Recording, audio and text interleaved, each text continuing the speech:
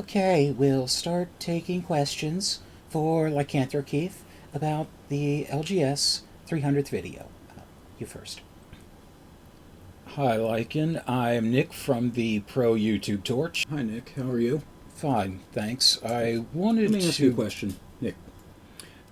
Now, do you fancy yourself a YouTube journalist? I try to be. So, do you happen to like playing Star Soldier? I used to as a kid. Haven't played in a long time? No. Yeah, me either. Yeah. My point is this: if you're going to be a journalist and have journalistic integrity for even something as silly as this thing we call YouTube, it's probably generally a good idea to disclose what kind of games you associate yourself with. Here's the thing that people need to know about Star Soldier. I was very good friends with Star Soldier. I wanted to bring Star Soldier into the YouTube spotlight so that everybody could see a game that I enjoyed, who I thought was my friend.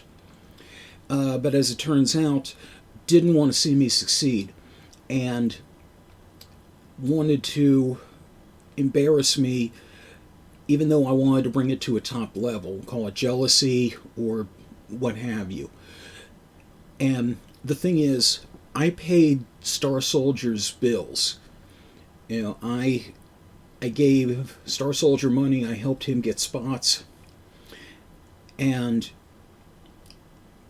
I did that until I didn't.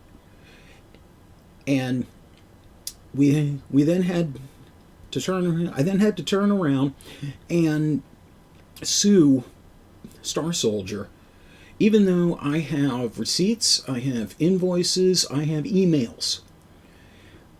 We had to go to court, even though Star Soldier said, "You do not have to pay me anymore." I have an email for that. And we ended up not pursuing through discovery because we found out through discovery that Star Soldier shares a checking account with his mother. So that tells you all you need to know about that game. There are two games that have made a major living off of the name Lycanthro Keith. One of them is Star Soldier, and the other one, well, you can guess which one I'm talking about. So that tells you all you fucking need to know about Star Soldier. But which games that I play and associate with are nobody's fucking business but mine. Okay?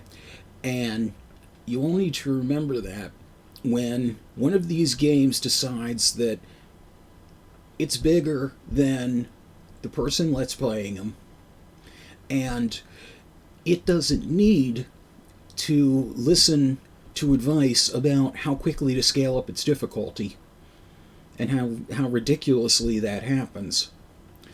It's like, you're in you're sharing a locker room with Shigeru Miyamoto and Hideo Kojima and Keiji Inafune and and Iga, and you're like, well, no, I don't need to work on my difficulty scaling programming. Fuck you, grow up. I appreciate that, I do, but eat your cocaine. Stay within the lines. But when something that has never done a dime for YouTube business in ad revenue goes out and goes into business for itself and jeopardizes the potential view count of the videos that I'm putting out for this channel, then I have a problem. That I'm trying to do business, and this idiotic game, Sinistron, that just jerks itself off on a YouTube stream or a Twitch stream or wherever we're broadcasting from. It's insane. It's insane that I even have to address this.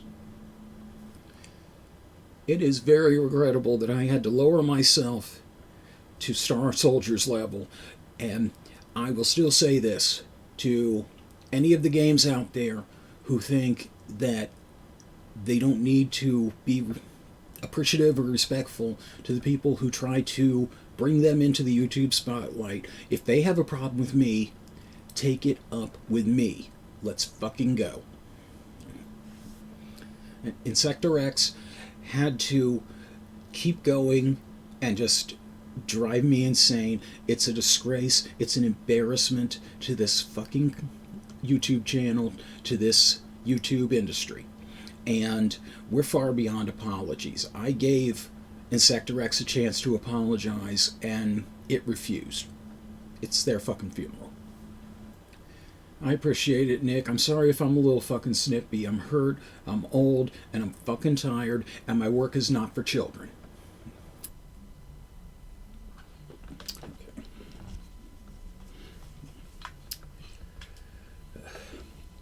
These muffins from the local grocery store up the street from me. These are the best muffins in all of the distance I was willing to travel.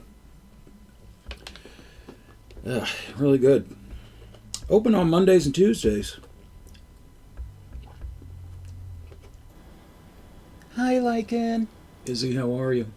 I'm good. I'm sorry if I'm a little fucking scary. It's okay, Lycan. I've always liked you. I like you too. What's your question? Looking back now on 300 videos and 3.5 years of streams and uploads, who do you think helped you the most to bring LGS to this point? Oh, yeah. Yeah, there's a lot of people who helped make like Lycan's gaming space what it is today. There are a lot of people that have been mentioned over the uploads, haven't been mentioned over the uploads, but they're all very important, so I'm going to mention as many as I can right now, and hopefully I don't forget anybody. If I forgot you, I apologize. Don't hold it against me. I'd say one of the first people I need to thank is Unplayed a Thing, who's really my inspiration for doing the videos with a completionist sense in mind, with doing the history on the videos. He showed me that you can incorporate some trivia and history about games and do it in an interesting way.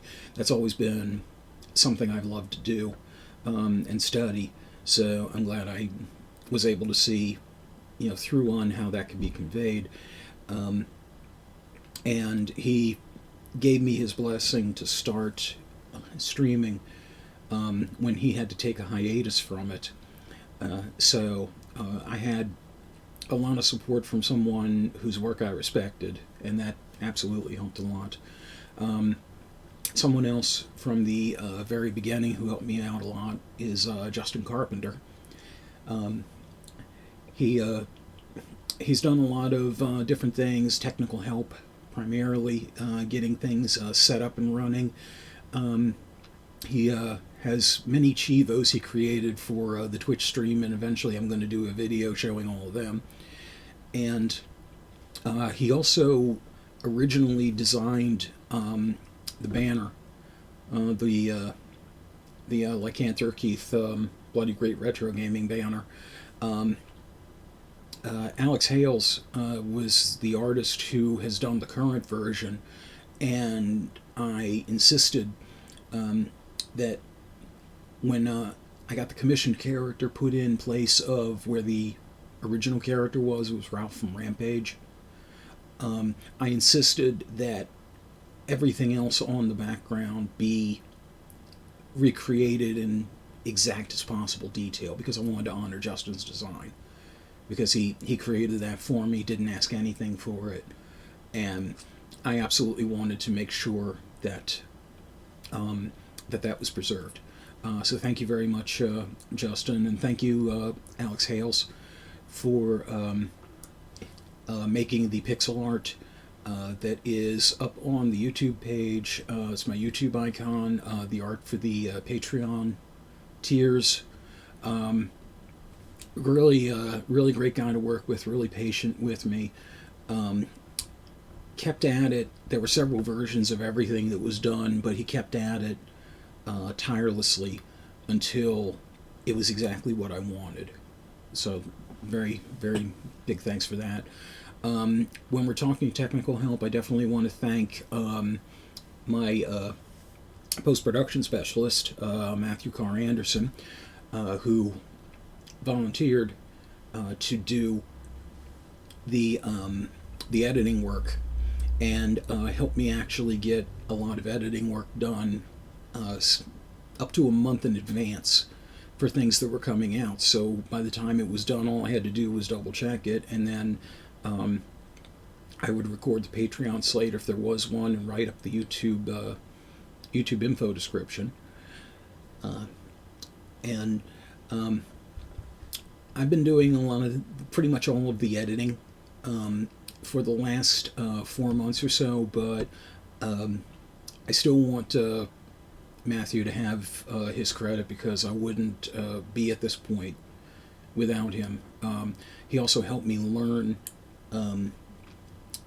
the editing software, Premiere, which was very intimidating at first, but he walked me through tutorials and patiently showed me several times how to do some of the more important things in Premiere, to the point where I'm able to handle it myself. So many thanks to Matthew for that. Technically, also Rick in Baltimore. He's been some help with technical aspects on things like the recording that we did on my birthday for XCOM, the bonus mission in Baltimore, with him and Chris. Fucking headphones falling off. These things never want to stay on, I swear to God. They would stay on if I got rid of the hat, but that's not fucking happening. We all know that. But yeah, Rick's been help with a lot of technical stuff, especially some of the getting used to the YouTube uploading. And there are a ton of people I definitely want to thank from the original streams who have stuck with me for a long time. People like Misfit Kitten, a Warrior, Gilgamesh, XH, Session Diva, and Justin Carpenter, of course, and on. Rick in Baltimore also. Chris, Nolden, Barry Vodka, I know. I'm going to end up. This is the horrible thing. I'm going to end up forgetting people, and I hate that. But you're going to see you're going to see their names, or you'll have seen their names in the chat boxes on the different videos. So they're, you're well aware of who they are. But they gave me a lot of support, and I definitely thank them for all of that. I absolutely thank all of my YouTube subscribers, everyone who's left a comment or a like. I definitely want to thank the Patreons. And as of right now, there are 5 of them. Mike Panza, Rick in Baltimore, D.I.O.D., Gizmo Gremlin, and Jumpy Cat. It's flattering as hell that people not only enjoy my work, but they enjoy my work well enough to throw some cash my way every month. And that definitely helps a lot more than they realize, because I am disabled. I do live with my folks because I have insomnia, I fatigue easily, so there really isn't a job that I can do that I can reliably manage. So this has kind of become my job. and it's good to be able to, have an income to show for it. On that subject, by the way, I definitely want to thank my mother and father. They will confess they don't really understand completely what it is that I'm doing, but they see that it's bringing an income in, and not only that, it's making me happy. And that's all they really need to know.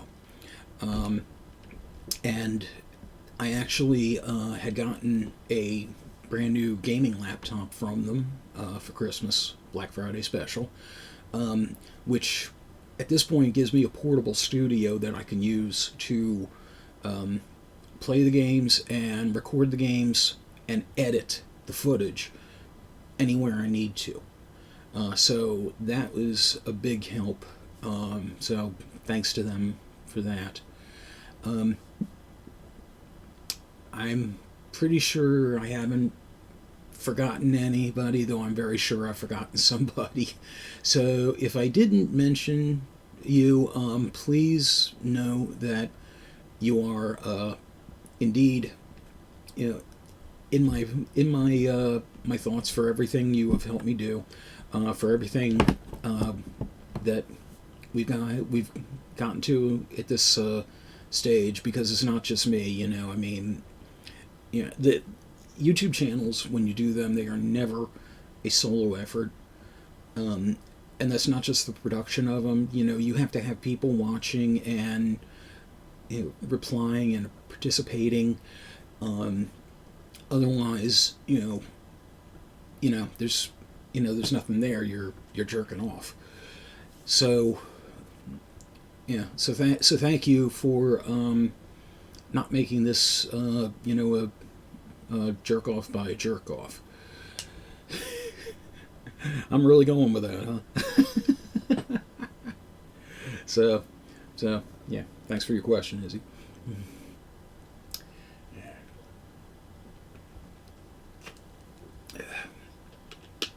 No break there. All right, got one final question here. Hi, I'm Will from the YouTube Observer. What up, Will? How are you doing? Doing okay. What do you got for me? How do you respond to criticism of the 300th video actually being video number 301? What do you mean? Well, video 300 was actually that update video. No, that wasn't the 300th video. That was the 299.5 video. It was very clearly labeled. But the YouTube upload count was 300, and critics said you were... Well, I think if there's criticism over that, then maybe, people need to reevaluate the priorities and, just lighten the fuck up. Yeah. No, because that wasn't the 300th video. No, the AMA with Power Wash Simulator was the 300th video. It's very clearly labeled 299.5. There's no mistaking it. And see, this is where the thing about the YouTube journalistic integrity comes back in, because the last thing we need are some executive VPs who couldn't manage a target running lies about the people that are on this channel, things that I shouldn't have to address. So you're fine with lying to the Lycanthro fans you say you love? All right, you know what? Cut it. We're done. All right, we're fucking done. All right. I'm taking my fucking muffins, too. Oh, god damn it, you snort my muffins! Explains a shitload. This episode's Muffin Pipe Bomb was made possible by Mike Panza, Rick in Baltimore, D. Iote, Gizmo Gremlin, Jumpy Cat, the post-production work of Matthew Carr Anderson, and all my just got punked Lycanthro fans. Thank you very much for your continued support. Until we game again.